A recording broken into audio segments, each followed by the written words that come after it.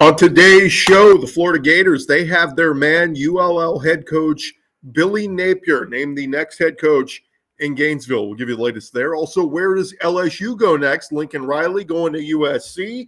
And what a weekend of games across the SEC finishing off the regular season. We'll give you our winners and losers from SEC Week 13. Locked on SEC starts right now.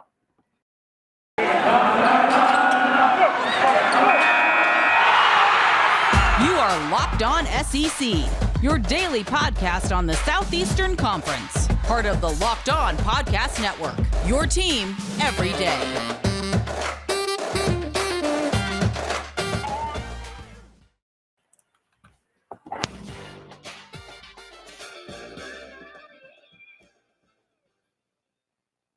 And what is happening, everybody? Welcome into Locked On SEC. It's great to have you guys along. Today's episode is brought to you by NetSuite. NetSuite is the #1 cloud financial system to power your growth. Head to netsuite.com/LockedOnNCAA for special end-of-year financing on the #1 financial system for growing businesses. All right, we got plenty to get into. I'm Chris Gordy. Thank you guys for making Locked On SEC your first listen every day. And remember, Locked On SEC is free and available on all platforms, including YouTube. Before we get to our winners and losers of the week, the Florida Gators announced their head coach officially. Former Louisiana Raging Cajun head coach Billy Napier is headed to Gainesville. Napier had opportunities in recent years, even last year, several SEC schools giving him a sniff, but he turned them all down. He's been waiting for the right job to come along, and now he gets a big one in the Florida Gators. Napier released a statement on social media thanking the fans of Louisiana, calling Lafayette a special place, and said they built a program that the fan base can be proud of. He will now attempt to do that on a monster level, heading to the Swamp.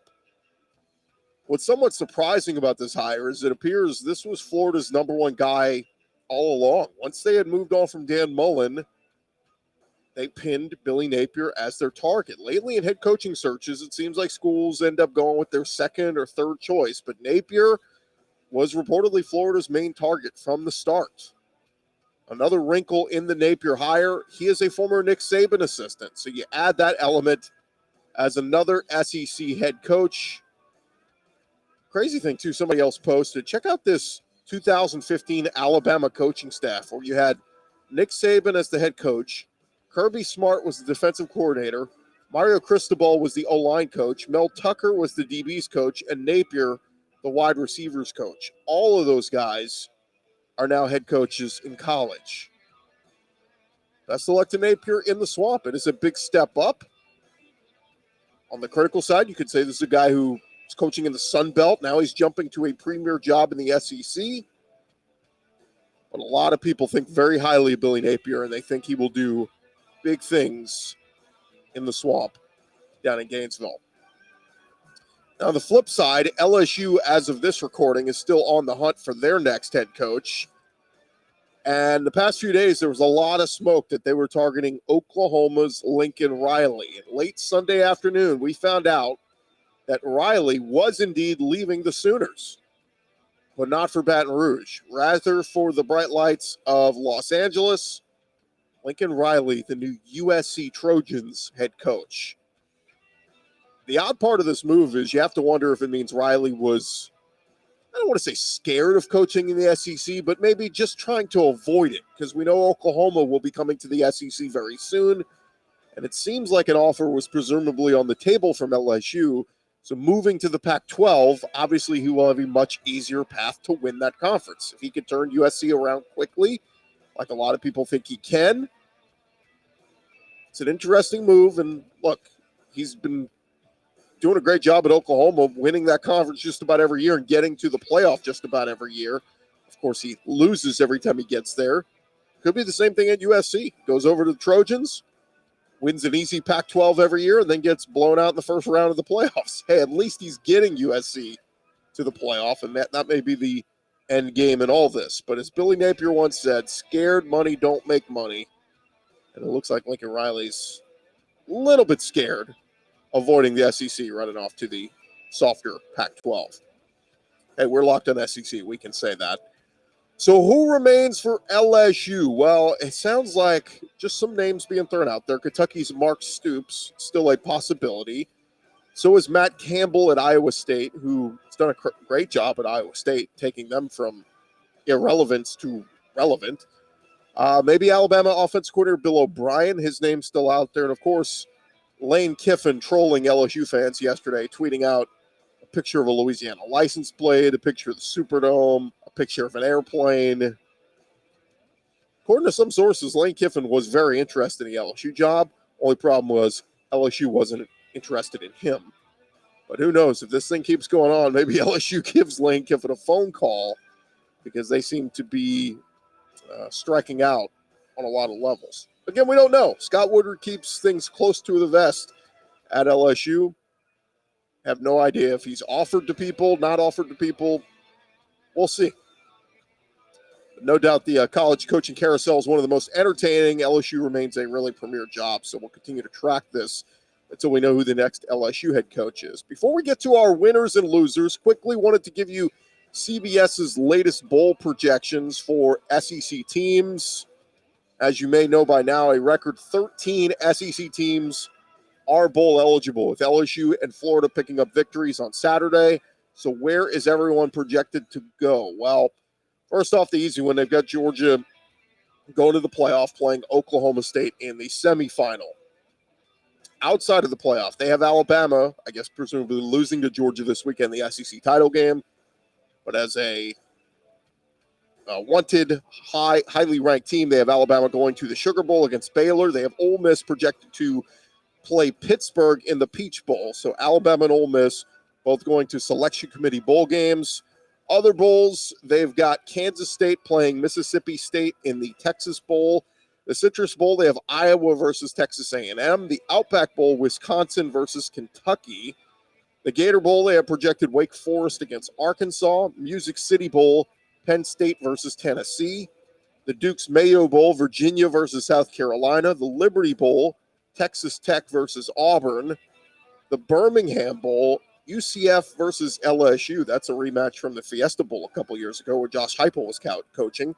The Quick Lane Bowl would be Missouri versus Toledo. That's a trip up north from Mizzou.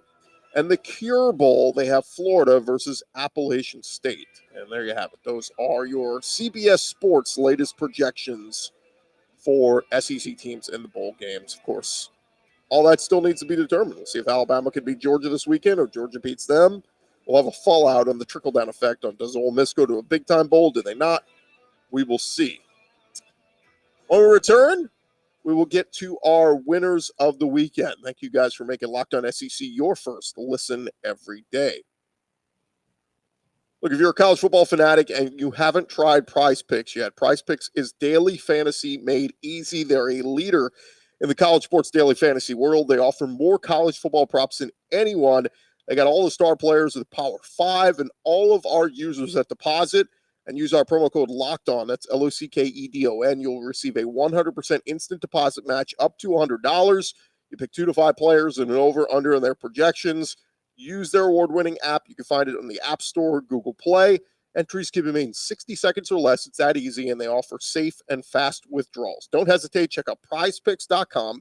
Use our promo code LOCKEDON, or go to your App Store. Download the app today. PrizePicks is daily fantasy made easy.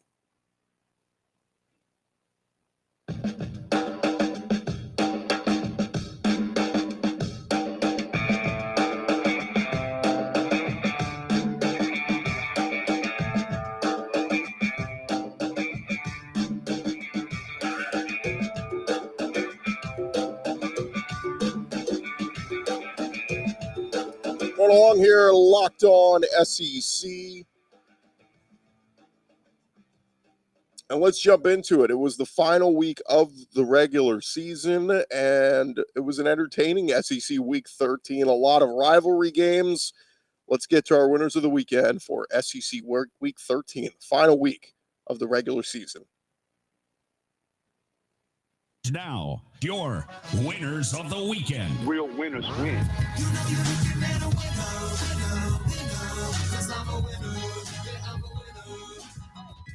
And we start with the Alabama Crimson Tide. They played their worst game of the season for almost 4 quarters at Auburn in the Iron Bowl, but trailing 10-3 with under 2 minutes to go. Alabama quarterback Bryce Young took his team right down the field, throwing the game-tying touchdown pass to Ja'Cory Brooks with 24 seconds remaining to send this one to overtime. Auburn, who played great defensively all game, they had no answer for Bama in OT.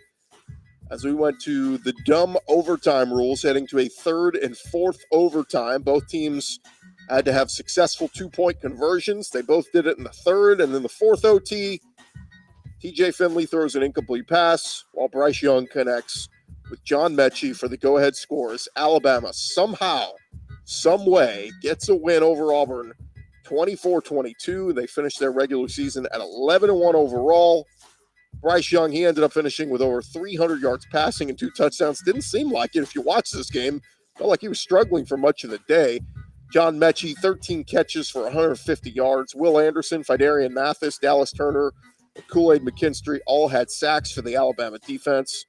Just a crushing loss for the Auburn crowd, who really thought they were going to get this victory over the Tide. But a resilient Alabama bunch got the job done. And, of course, they're headed to Atlanta to face their toughest test yet, the Georgia Bulldogs. A tip of the cap, though, to TJ Finley. I know he played hurt. He was limping around for Auburn late in the game into overtime. He was sacked 6 times. Bryce Young, he was sacked 7 times. Derek Hall, by the way, for Auburn, he had 3 of those. If you weren't a fan of either team, it was a fun game to watch, but Alabama breathed a sigh of relief after this one, while Auburn fans were left wondering what the heck happened. How did they let Alabama come back and win this game? Another winner of the weekend, the Georgia defense. They're in here every week. But Georgia beats Georgia Tech in Atlanta 45-0. And while it was basically what we expected from Georgia, it still doesn't make it any less impressive. The Georgia defense has been lights out all season long. They were, once again, 3 sacks for the Dogs, held Tech to just 166 total yards of offense, just 68 passing yards, and most importantly, 0 points. The Dogs finished the regular season number 1 in the country in points allowed, just a hair under a touchdown, 6.9 points per game allowed. The next best is Clemson at 15 points a game. Georgia's number 1 in total yards allowed at 230 yards per game. They're 4th in the country in total sacks with 41, just behind Alabama.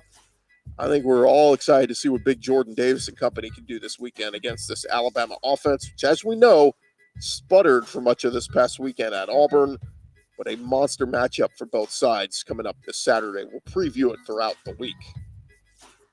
Another winner of the weekend, I'm throwing this guy in here just because I feel like he keeps getting disrespected, and we're going to talk about him a lot throughout this week, but Stetson Bennett, the so-called game manager, Stetson Bennett handled his business this weekend. He went 14 for 20, 255 yards, threw for 4 touchdowns, no picks, and Georgia's win over Tech. Bennett has really played well this season. His season stats, he's thrown for just under 2,000 yards, 21 touchdowns to 5 picks. But most impressively, he has only been sacked 6 times this season. He is the least sacked quarterback of any starter in the SEC, and he leads the SEC in passer rating, just ahead of Hendon Hooker and Bryce Young. He runs this Georgia offense so well, and of course it's a balanced attack with a good run game. But Stetson Bennett deserves a lot of credit for holding off the return of JT Daniels and proving he can execute. Now he will face his toughest test of the year, taking on Alabama. That Alabama defense is going to get after him. Another winner of the weekend, how about Coach Ed Ogeron? What a way to go out in his final game as head coach at LSU. Coach O and the Tigers defeated Texas A&M 27-24 with a Max Johnson to Jaray Jenkins touchdown pass with 20 seconds left in the game. For much of the night, Coach O didn't even wear a headset. He let his coordinators coach, and it was effective as they got the win. Coach O finishes with a record of 20-12 versus ranked opponents in his tenure at LSU. The only other coach in LSU history to get 20 ranked wins is Les Miles. O's record as LSU head coach, he finishes 51-20 overall, 31-17 in the SEC, and of course the 2019 SEC championship title, the national championship title. Also had a Fiesta Bowl win in there as well. Joe Burroughs Heisman Trophy. It's hard to say Coach O's run was not a success at LSU because of all he accomplished. And while he yes, underachieved these past 2 seasons. I think in the end, he will be looked back on positively in his run at LSU. At the end of his final press conference Saturday night, he walked off with his girlfriend on his arm and said he'll be hanging out at the beach in Destin for a while as he collects his $17 million buyout, which he will receive over 18 installments. Life is good for Coach O, and though it didn't end maybe the way he would have dreamed, he is going to be just fine. Best of luck to Coach O, and congrats on your success at LSU. Another winner of the weekend, Greg Knox and the Florida Gators. Shout out to Florida interim head coach Greg Knox getting the Florida Gators up and beating rival Florida State 24-21 in Gainesville. Not a lot of people gave them a chance in this one, myself included. I just thought after firing Todd Grantham and then Dan Mullen, this team was just a mess. But the Gators showed heart. Damian Pierce ran the ball hard. Anthony Richardson gave them a spark when Emory Jones was struggling with turnovers. And that defense, particularly Brenton Cox, he had 4 sacks in this one. Rashad Torrance and Jason Marshall, big interceptions. And the Gators get the win, and they get to 6-6, and they are bowl eligible. They also got the big news that Billy Napier is their next head coach. We'll see what bowl game the Gators are headed to. The big question we will ask for the next coming weeks heading into the offseason, will Anthony Richardson be back with the Gators next year? He is a special talent. I'm sure Billy Napier is ready to get his hands on Anthony Richardson and keep him in Gainesville. Another winner of the weekend, Josh Heupel and the Vols. Man, for all the pieces the Vols lost this offseason, I don't even think the most optimistic Tennessee fan had them going 7-5 this year. In fact, I remember several people saying 5-7 was likely with all that they lost. Some even saying maybe they win 3 or 4 games. Big round of applause to Josh Heupel on revitalizing this team, particularly the offense. They beat Vandy this week 45-21. Both Jalen Wright and Jabari Small rushed for over 100 yards apiece. Cedric Tillman had 106 yards receiving on the day, rather. We did find out running back Tyon Evans has entered the transfer portal, so he is on the move. But the big question for Vols fans will be, is Hendon Hooker coming back for another year in Knoxville? He was phenomenal this year. But one thing to keep an eye on, if Hendon Hooker decides to go pro, Josh Heupel's former quarterback at UCF, Dylan Gabriel, he announced this weekend he is entering the portal. Could a reunion be in play? We will see. Another winner of the weekend, Mark Stoops and the Kentucky Wildcats. What can you say about the job Stoops did this season at Kentucky? Capped it off with a dominant 52-21 win over rival Louisville in Louisville, and the score wasn't even that close. If you watched it, Will Levis, he rushed for 4 rushing touchdowns. Wandale Robinson, 9 catches, 97 yards, and the Kentucky defense got after the Cardinals all night, holding them to just 3 for 10 on third downs. A fantastic 9-3 year for Stoops, a chance for a 10th win coming up in their bowl game. The Cats came in at 25th in the AP poll, 22nd in the coaches poll. Stoops is 32-17 in his past 4 seasons in Lexington. That is very impressive. Another winner of the weekend, Sam Pittman. The game happened on Friday afternoon. Big props to Sam Pittman and Arkansas with a dominant 34-17 win over Mizzou. Coach Pittman finishes the year 8-4, which is really good when you consider the brutal schedule they played. KJ Jefferson, he was the ultimate steady hand at quarterback. Traylon Burks, yet another big day. 7 catches, 129 yards, and a touchdown. Burks is a junior receiver. He finished the season with over 1,100 receiving yards, and 11 touchdowns. He was just one of 4 SEC receivers to go over the 1,000-yard mark. Jameson Williams, John Mechie, Wandale Robinson. Will Burks come back for his senior season? I would not bank on it. Looking at some scouts, what they're writing about him, a few of them have him as their top receiver, one of their top receivers in next year's draft. So, Traylon Burks, what a weapon he was for the Razorbacks. And lastly, winner of the weekend, I'm giving it to Lane Kiffin. Of course, it was Thanksgiving night, but a tip of the cap to the Rebels and Lane Kiffin. Finishing the season 10-2, they await what should be a really good bowl game. We'll see if Matt Corral opts to play in the game, as he is a projected first-round pick currently.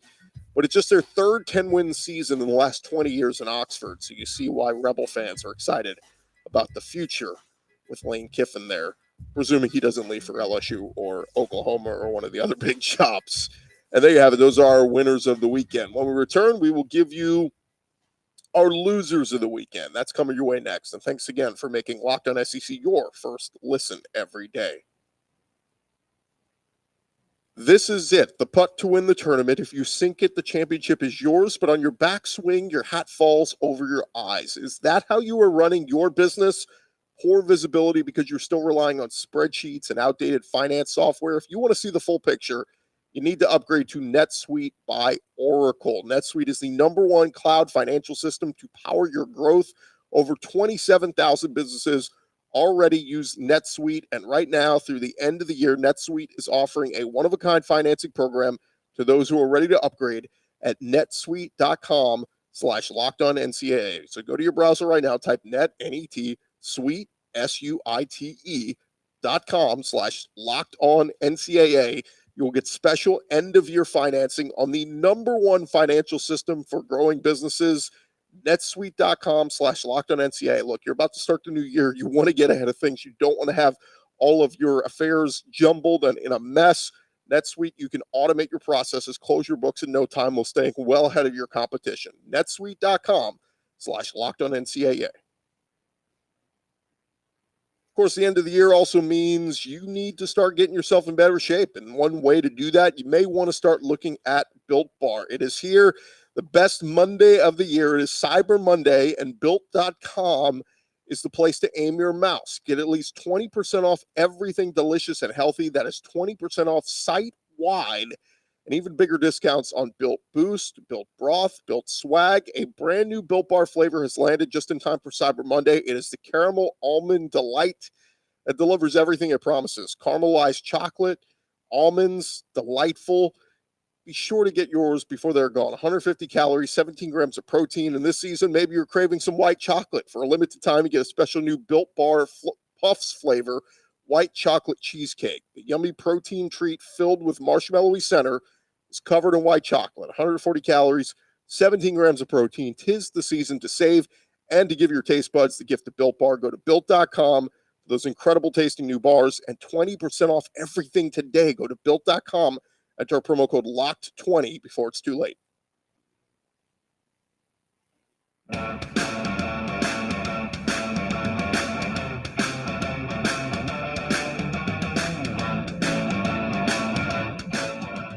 All right, roll along here. Locked On SEC. We give you our winners of the weekend for SEC Week 13. Let's get to our losers of the week. And we got to start with my guy Brian Harsin, man, and Auburn. A really disappointing finish to year one under Harsin. Auburn moved on from Gus Malzahn because they were tired of letdown losses, and Auburn had a couple of them down the stretch as they finished the season on a 4-game losing streak, dropping games at Texas A&M, home versus Mississippi State, at South Carolina, and home versus Bama. They held leads in their last 3 of those and squandered them away. We can look at this 2 ways. We could say Auburn was in a transition year, and so 6-6 overall, not all that bad. All things considered, you were right there in a couple of these losses, including a tough one early on the road at Penn State. Could have gone your way. Or you could look at it and say, Harsin isn't the right guy. He was the head coach at Boise State, and while successful there, maybe the Auburn job is just a little bit too big for him. Maybe he's in over his head. Time will tell, but this loss, no doubt, is going to sting for Auburn fans for the next 365 days until the next Iron Bowl. This was your chance. It was at home. Jordan-Hare Stadium could not close it out. And look, I know Tank Bixby should have stayed in bounds, should have kept the clock running, but there were plays left out there by several Auburn players, and you just wish they could have gotten it done for Brian Harsin's sake, but they don't. Alabama finds a way to win, and it's another W for Nick Saban in the Iron Bowl. Another loser of the weekend. How about Jimbo Fisher and Texas A&M? What in the world was that, Jimbo? For a guy who's making $9 million a year, you should be able to beat a team with a lame duck head coach on his way out and an LSU team that's missing dozens of their starters. Yet, Texas A&M found a way to lose this one at LSU 27-24. It is a place that A&M still has not won at since they joined the SEC. The last time A&M won in Baton Rouge is like 1994 before they were even playing in the SEC.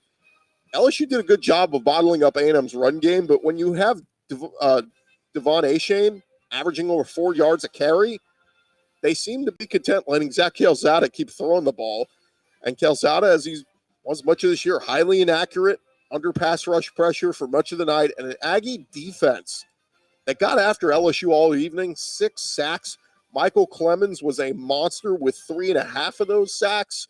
DeMarvin Leal had one. Damani Richardson had one. But when it mattered most with the game on the line, they let LSU go right down the field on them for the go-ahead touchdown in the final minute. Jimbo got a good look, or got a lot of goodwill from folks after his squad went 9-1 last year in an all-SEC schedule.